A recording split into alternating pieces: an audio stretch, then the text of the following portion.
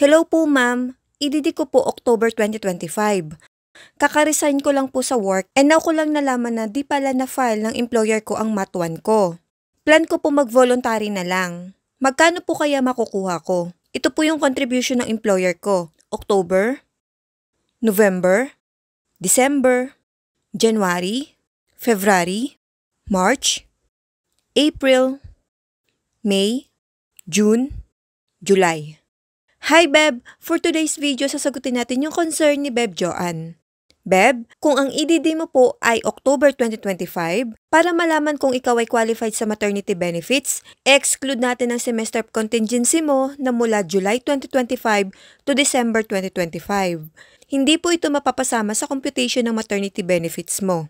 Now, ang magiging qualifying months mo po ay mula July 2024 to June 2025. Dito po magsiselect ng at least 3 to 6 highest monthly salary credits para makompute ang maternity benefits mo. Nabanggit mo na may hulog ka sa mga months na ito at pasok naman po ito sa qualifying period. Next, magsiselect lang po ang SSS ng at least 6 highest MSC gaya nito.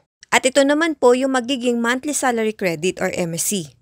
Then, i-add ang 6 highest MSC within 12-month period bago ang semester ng iyong panganganak for the total of 72,000. Hindi po ito yung amount na makiklaim mo.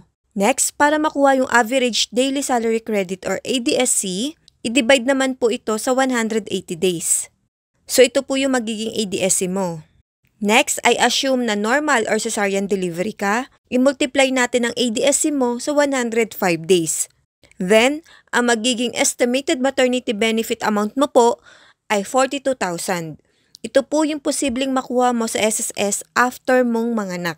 Pero kung sakaling late payment ang July 2025 contribution mo, mababago po yung amount. Ang magiging estimated benefit mo po ay 41,708.33.